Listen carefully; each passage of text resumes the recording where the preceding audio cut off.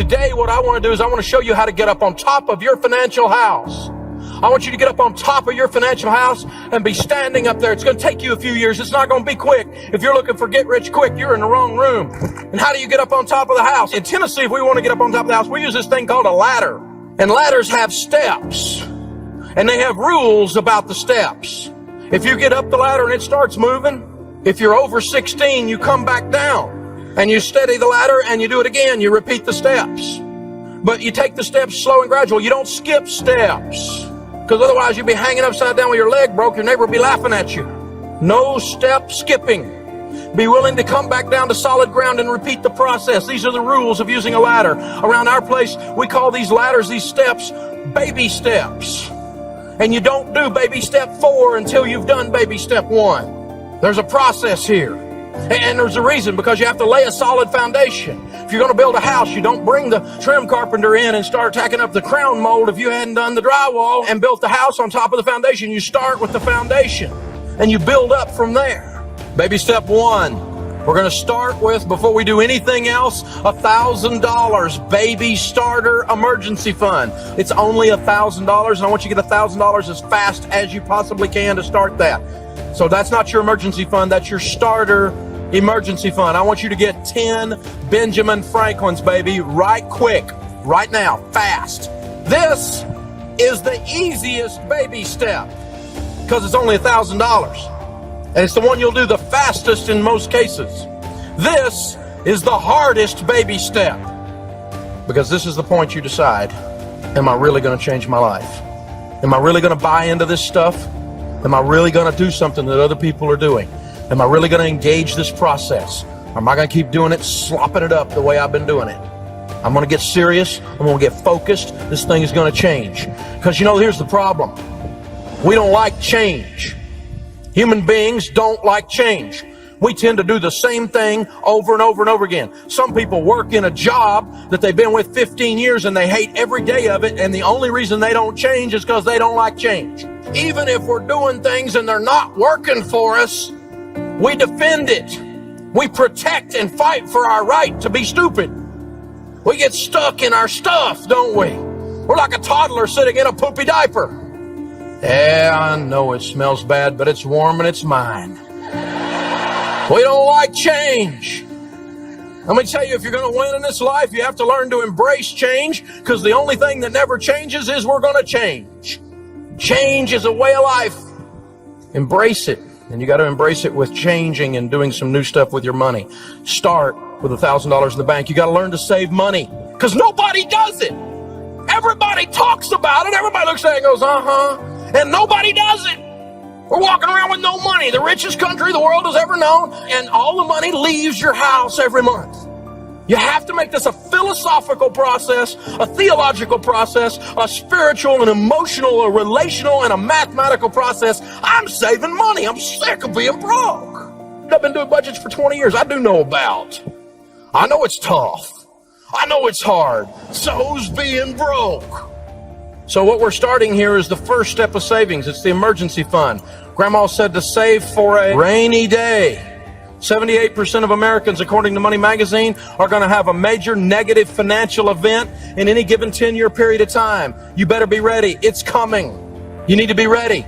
You need to save money for emergencies. You're an emergency looking for a place to happen. If you hadn't been kicked in the knee to the tune of $5,000 to $7,000 in the last 3 or 4 years, you're overdue duck. Statistically, it's coming. Get ready. You need to build your emergency fund. Dave, you need to be positive. I'm positive. It's going to rain.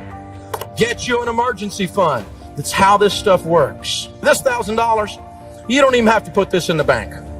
You could just do like one lady did. She went down to Walmart and bought a 8x10 picture frame and put it in there and framed it and wrote under this, in case of emergency, break glass.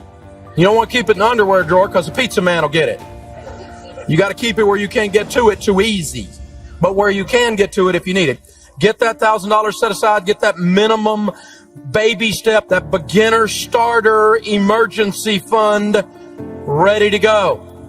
Personal finance is 80% behavior. It's only 20% head knowledge. You've got to change what you're doing in order to get a different result. You can't keep doing the same thing over and over again and expect a different result. The 12-steppers call that the definition of insanity. Baby step 2, the debt snowball. Pay off all of your debt using the debt snowball except your home.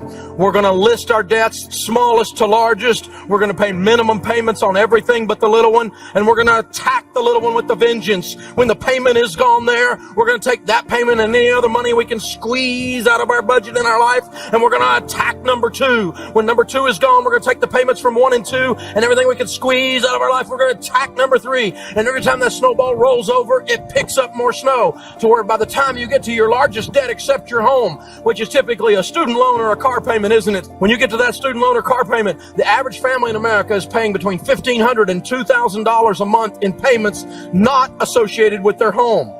Non-mortgage payments. When you start paying $1,500 or $2,000 a month on a $10,000 car loan or a student loan, that sucker's gone in just a few months. You getting the idea?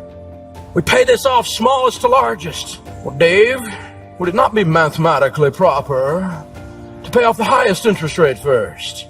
Yes, it would. If we were doing math, we wouldn't have credit card debt. This is about behavior modification. When you go on a diet, it's a good idea to lose weight the first week. That way you will keep doing it, because it's too much work to not eat and to exercise. It makes you grouchy. It does me anyway. Oh, you too. I see. Okay. So, the deal is this. I got to see some results for my pain. You with me? And when I can knock off that little one and knock off that next one and knock off that next one, I'm getting that pump up thing going. I'm going, this is doable. My belief kicks in. My faith is built. My hope grows, and I get more and more and more and more intense as I go down the thing. That intensity, that focus causes this to happen. And I noticed that intensity and that focus in the intimacy of talk radio. As people are calling in, I got to where after years of doing this, I can kind of tell if they're going to be able to do it.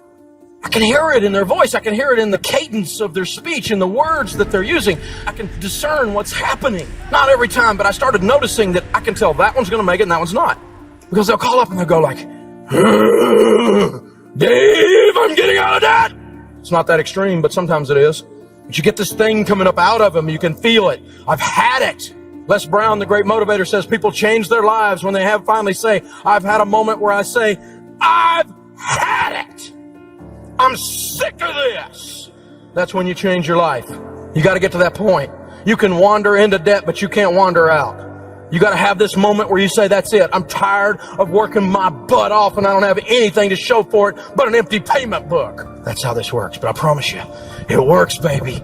If you keep doing it, you get to chase the cheetah. So now, we don't have any payments but a house payment. We're at baby step 2. We're 18 to 24 months in. Does that feel pretty good? Now our next goal is we're totally with Gazelle Intensity going to continue to focus. With focused intensity, we're going to build up that $1,000 account until it reaches a fully funded emergency fund, which is 3 to 6 months of expenses. Emergency funds should be easy to access or liquid. Put them in a money market type account with your mutual fund company. Check writing privileges. It's not going to earn much interest. And I want you to put 3 to 6 months of expenses. Some of you, that'll be $10,000, $15,000, even $20,000 just sitting there, boring, but ready for life to happen. See, here's the deal. Your emergency fund, the problem we get is we get mixed up about it. It is not an investment.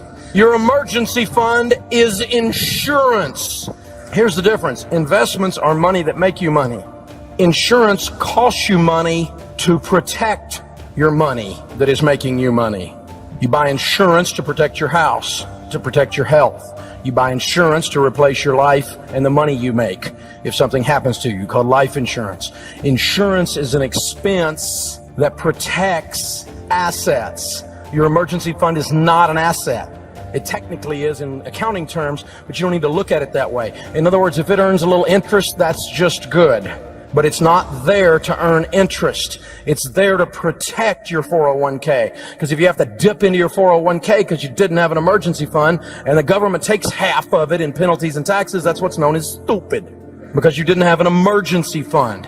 I never had an emergency fund any time in my life when I was a millionaire doing the real estate stuff. I didn't have any money saved.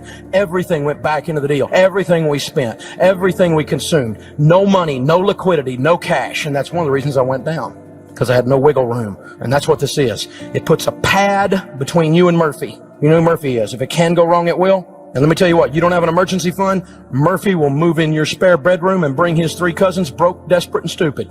And your life will look like a country song. That's how this deal happens. So you don't put it in a CD, a certificate of depression, because if you cash that out early, they charge you a penalty. That's not liquid. That's not easy to access. So a simple money market account with something like your mutual fund company, and you put 3 to 6 months of expenses in there. Money market accounts are easily accessible. Men say things about the emergency fund like it's boring, it's not sophisticated enough. Dave, you want me to take $20,000 and let it sit there and make only 3 or 4%? Dave, I could do a lot better with that. I could do a BBD, a bigger, better deal. I got this game plan. I got this shot. I get this. My wife says I'm scheming and scamming when I do that kind of stuff. And guys are always trying to do this. Very few women do this stuff. See, women, on the other hand, say things like it's the most important key to our financial plan. Guys, if you want to make one of the best investments you'll ever make in your life, she's wired by God naturally to be smarter than you on this subject. Her nature takes her to the place to be calm and secure in this area. This emergency fund causes her to relax in a place you don't even have. When you do the investment and the work and the budgeting to participate in the process, and this emergency fund is put in place, she'll relax and she'll look at you through a different set of eyes. This is one of 2 things I'm going to tell you today, for those of you that are married or ever want to be married, that will revolutionize your marriage. Because she will feel completely different at that point. Not because she's weaker, because on money things, a lot of times ladies are actually stronger, but because on this subject, that's how she's wired. And she'll look at you in a different way when that emergency fund's in place. It's an investment in your marriage. An emergency fund turns a crisis into an inconvenience. If your transmission goes out and it's $2,700 to fix it and you have $15,000, you go, dadgum, the transmission went out. That's a pain. Transmission goes out and you are broke, you go, oh God, the world's coming to an end! It changes your whole life. The drama starts to leave your life when you have this emergency fund stuff in place. It is absolutely powerful. That is baby step 3. And now the baby steps take a different flavor. 4, 5, and 6 we're going to do at the same time. And so we're going to limit our investing here in 4 to only 15% because I want to work on the other 2 baby steps at the same time. Instead of going 22% or 28% in savings, only 15%. Invested into Roth IRAs and 401ks, this is a mathematical explosion. That stuff we talked about where there's interest on the interest on the interest. Now you got a different kind of snowball rolling. It's rolling down the hill and you're chasing it instead of it chasing you. Now you get to see wealth start to build. Your money starts to make you money. This is a plan right here. $100 a month invested from age 25 to age 65 at 12% in a decent growth stock mutual fund is $1,176,000. I just gave you a formula to be a millionaire. Straight up. 30 to 70 is the same numbers. 35 to 75 is the same numbers. $100 a month. That's pizza money in some of your houses. It's your cable bill. You know what I'm saying? You know, you consume $100 in lattes. Ooh, now he's getting personal. And they're having like a withdrawal back there. Caffeine thing happening. $100, $100, and you're a millionaire every single month. Roth IRAs and 401ks are secret government formulas to wealth. Now you don't have any payments, but a house payment. Now you can find $500. Let's do the numbers. The average household income is $40,816. That's $3,333 a month. That's what it is. Your take-home pay is about $2,700. Average family making 40's got a house payment of about $700. $2,700 take-home minus a house payment of $700 leaves $2,000. You got $2,000 to eat, pay lights. Oh, I don't have any debt payments. Maybe I could save $500 out of the $2,000. Could I say yes? And then you might end up with some money in the process. This is real. I didn't just make this up today. We've done this for a long time, and it works. And see, here's what's interesting about those numbers. The Roth IRA grows tax because it doesn't happen very often. This is Washington, and they're a freaking parasite. So tax-free is a good idea. It's very unusual. Now let's think about it. $6,000 a year for 40 years. What's 6 times 4? 24. That's $240,000 that went in. This is interesting.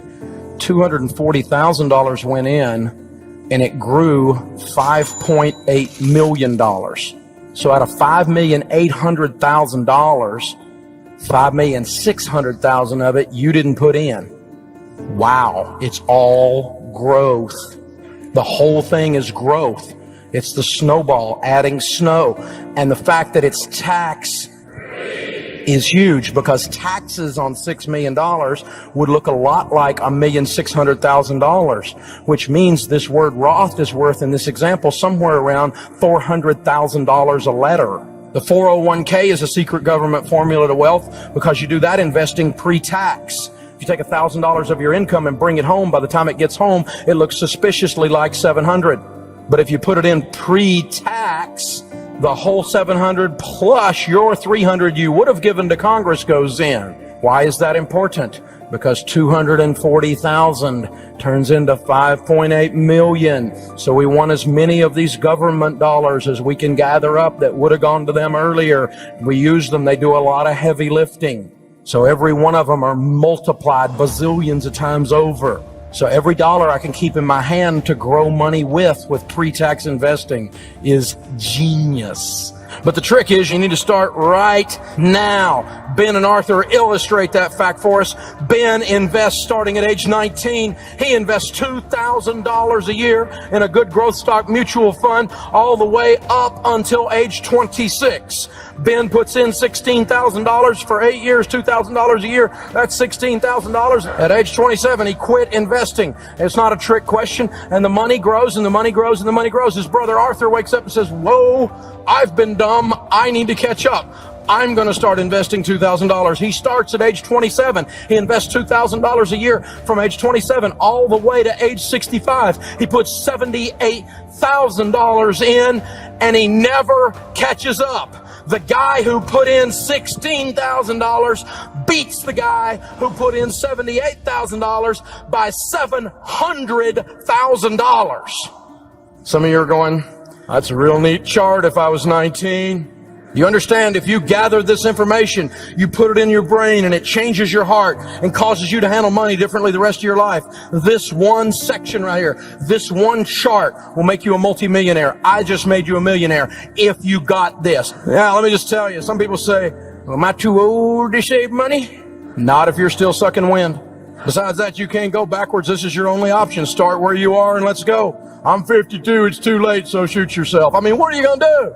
Let's go from here. Let's go from here. We got to go somewhere with this. I know people make the most money they ever made in their lives in their 50s. Lots of people never do anything until they're 60. Colonel Sanders never fried any chicken commercially until he was 67 years old. Grandma Moses never painted a painting until she was 84 years old. She did 1,500 works of art. 450 of them she did after age 100. Everything you know Winston Churchill for, he did in his 70s. Everything you know Golda Meir for, she did in her 70s. It's not over till you quit. But with the money thing, it's easier if you start now. Now, we only put 15% of our income into retirement at baby step 4 because I wanted to save some money to start working on the kids' college fund. If you have kids and you want to do a kids' college fund, baby step 5 is where you do it. You don't do the kids' college fund while you're still in debt because you don't have any money. It's all going to payments. You don't use the emergency fund to send the kids to college. That's not an emergency. And by the way, when they go to college, they could learn to do something like WORK. It won't kill them. College funding makes sure the kids are fit too. An educational savings account, the education IRA is what it's nicknamed as. It's the ESA, is like the Roth IRA for college. It grows tax. You're allowed to put $2,000 a year into this account. You put $2,000 a year into it, it will grow tax-free from 0 to 18. 2 times 18 is $36,000 went in. $36,000 went in, but you'll have about $126,000 in there at 12% when they reach 18. And that means you have somewhere around $90,000 in growth that you pay no taxes on. So do this for your kids' college. The educational savings account and good growth stock mutual funds. Take the time to research the cost of college. You need to think about that when they're little. You need to think about that as they get older. Some of you have kids that are 13, 14 years old right now. You haven't started saving for college, and so you're not going to have enough to pay cash for college. You're not going to have enough to pay cash for some big, expensive private school unless you put them deeply in debt. Instead, you could do something like send them to a school you could afford. Oh, there's a thought. But see, we go crazy with the word education. We worship at the altar of the diploma in this culture. Let me tell you what your college degree is worth. Nothing. It's worth nothing. The knowledge that you got on the way to getting that degree, if it is applied in the marketplace, is the only thing that has value. Knowledge is the currency of this millennium. Knowledge is important. Continual learning is important. It's not over when you leave college. You need to read and do some other things and continually get better like you're doing in here today. Continual learning is the only way you're going to win. Teach your kids that. Think about what you're getting for what you're spending. I'm happy for you if you graduated from Wharton or Harvard or Yale. I am not putting those schools down. I'm not putting down Vanderbilt. But let me tell you what, if you're going to go there, you better be ready to pay for it. And if you're telling me it's worth going $100,000 in debt to there, I can economically prove to you you're an idiot. The average college student is graduating right now with $27,900 in student loan debt. This is crazy. And another $6,000 in credit card debt, by the way. First rule of college, pay cash. Now we're sailing. We've got the retirement going. We got the emergency fund in place. We're doing the kids' college into the educational savings account. Now every other dollar above that we get coming in, put it on the house. Pay off the house, pay off the house, pay off the house, pay off the house. Think about it. What could you do if you had no payments? I mean, if you just take a house payment, put that puppy into a mutual fund every month, you know how quick that's $1 million? Really quick. You've been looking at these numbers all day long. You're beginning to see how this stuff works. I mean, what could you do if you had no payments? You'd have control of your most powerful wealth building tool, which is your income. That's the muscle of your ability to build things. It's that simple. Myth. It's wise to keep my home mortgage because I get the tax deduction. How many of you have ever heard the tax deduction myth? I don't want to pay off my house. I'll lose my only tax deduction. That's one of the biggest ones. And I'm amazed that CPAs are so stupid they do this. Really? I've got a degree in finance. Now take a tax deduction if you have one. For goodness sakes, don't send too much money to Washington. But staying in debt because of a tax deduction, here's how that works. Think about it for a second. If you had a $200,000 mortgage at a 5% interest, that means the interest that you paid that year would be 5% of $200,000, which is $10,000. Now, if you do that and you make $70,000 a year and you have a $10,000 tax deduction and you make 70, you don't pay taxes on 70 if you have a $10,000 tax deduction, you pay taxes on 60. If that's the case, you're in a 25% tax bracket. You saved $2,500 in taxes. A tax deduction mathematically is sending the mortgage company $10,000 to save sending a taxes of $2,500 to Washington. Here's an idea. Pay off your mortgage, give your church $10,000, and you get the exact same benefit. Myth, it's wise to borrow all I can on my home because I can invest it and make more on the investment. If I borrow money at 6.5% and I put it in a good mutual fund making 12, Dave, am I not making a 5.5% spread? The answer is no, because your little formula is naive. Out here in the real world where we all live, if you make 12, you're going to pay taxes on it, and your after-tax yield is 9.4. And out here in the real world, if you're smart, you don't compare zero-risk investments, apples to apples, with risky investments. Myth, I'll take out a 30-year mortgage and I promise to pay it like a 15. You're lying to yourself. The truth is no one does. Something will go wrong. It will rain every month. You know the interesting thing about a 15-year mortgage? They pay off in 15 years or less every time. You know how many times a 30-year mortgage pays off in 15 years or less? Unless it's refinanced, 2% of them pay off systematically in 15. Nobody does this stuff. Everybody talks about it and thinks, well, if I have a little problem, I'll have wiggle room that way. Well, your life is a little problem. That's what happens. And 15-year mortgages pay off in 15 years. So here's the deal with the house. Only buy a home after baby step 3. You're debt-free, you have the emergency fund. I recommend paying cash. What? You're crazy. It's hard. I don't borrow money. There is nothing on the planet I want bad enough to go back into debt, ever. The borrower is slave to the lender. I got that, okay? I got it all the way to the soles of my feet. I don't even want to have anything to do with the bank unless I'm buying it. That's simple. But if you're going to go get a house, never take out more than a 15-year mortgage, and never take out more than a 15-year mortgage where your payment on a fixed rate is more than a fourth of your take-home pay. You're buying too much house. And if some rip-off loan shark, subprime, greedy banker is going to stick you with a prepayment penalty, with an adjustable rate mortgage, with an interest-only mortgage, with a balloon payment, with an above market interest rate, just because if I get a house, my life will be good, back off. You're not ready to buy yet. Do not be conformed to this world, but be transformed. How are we transformed? By the renewing of our minds. Transformed. Have a total money makeover. People don't get the best use of their money and or have money problems for two basic reasons. Number one is ignorance. Don't get mad at me. I'm ignorant about some things. You don't want me doing brain surgery on you or fixing your car. In either case, there'll be parts left over. Ignorance is not lack of intelligence. Ignorance is lack of know-how. I don't know how to do those things. I'm an intelligent guy, but I don't know how to do those things. You can do that. You can hire people to do brain surgery. You can hire them to work on your car, and I highly recommend it in both cases. But don't hire them to manage your money. You need to learn how to do this stuff. You can bring CPAs in to teach you. You can bring in an investment guy in the mutual funds to help you, a real estate gal over here, a good mortgage broker over here, an insurance person to teach you.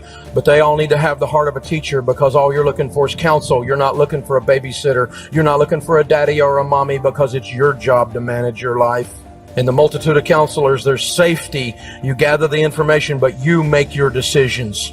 Don't let someone else do that for you. Now we got the house paid off. Now the kids' college is underway. Now retirement's underway. See, when you get all that done, baby step 7, there's nothing left to do except build lots of wealth and give it away. You're going to have the most fun you've ever had with money when you hit baby step 7. When you launch into this area of wealth, you're going to look at things through a completely different lens that you didn't even know you had in your camera. It's a whole new way of seeing things. Your most powerful wealth building tool is your income. When you get control of that, it will launch you. And you don't have to be on the radio, and you don't have to have best-selling books to do it. Regular people making $50,000, $60,000 a year do this stuff all the time. Wealth is not an escape mechanism. It is instead a tremendous responsibility. If you think your life's going to get better just because you get money, you're wrong, because you become more of what you are. If you are a jerk and you get a bunch of money, you will become a very large jerk. If you're generous and charitable and you get money, you will have a huge impact on people around you. You'll never sit down in church next to a single mom who's crying because her light bill isn't paid, but what you just reach over and pay it to the end of the year. But you really don't do it right then. You do it after you get home, so she doesn't know who did it. Because it was really God that did it. It wasn't you. You don't need to be taking the credit anyway. There's only 3 things you can do with money. You can have fun with it, you can invest it, and you can give it. And you need to do all 3. You better be having some fun. Money's fun if you got some. You need to be investing it so you got some. And you need to be giving it because it is the most fun you'll ever have with it. Giving is possibly the most fun you'll ever have with money. That's the deal. You know, Winston Churchill said, we make a living by what we get. We make a life by what we give. Andrew Carnegie, who was the Bill Gates of his day in the year 1900, Carnegie Steel, Carnegie Hall, and started most of the public libraries in America today, the wealthiest guy of the year 1900, used to say that surplus wealth is a sacred trust to be managed for the good of others. If you'll bear with me for about 2 minutes and not move, this last section is very, very important. There's 2 things I want to cover with you. One is this. Each of you are perfectly trained, perfectly designed 4-cylinder engines. You need to run on all 4 cylinders to be able to win. We're physical beings. Take care of this. You get one. Don't go to McDonald's, eat 62 Big Macs, and go, Lord, bless this for the nourishment of our bodies. Take care of this. You get one. Eat less, exercise more. It's not hard. Just be cognizant of what you're putting in your mouth. People don't sneak in your bedroom in the middle of the night and stuff food down your mouth. It's you. You're the one doing it. I know, because I put the sign on my desk. It's the food stupid. I know, it's me. It's my job to take care of me. The second thing is, we're emotional beings. If you had something bad happen to you in your life, and most of us that are breathing have, you may need to sit down with your pastor or with a good counselor and unpack your baggage. Life's too short to go through it with the Samsonite. It's heavy. Well, Dave, I came from a dysfunctional family. We all did. They have people in them. I'm not poking fun at you. I'm just saying I know what it means to hurt, and it's okay to get some help when you're hurting. It's kind of dumb not to. The third thing is this. We're intellectual beings. Feed your mind. Read. The average person hasn't read a nonfiction book. 70% of Americans haven't read a nonfiction book since their last day of formal education. Charlie Tremendous Jones says that 5 years from today, you will be the same person you are today, making the same money you have today, with the same problems you have today, except for the books you read and the people you meet.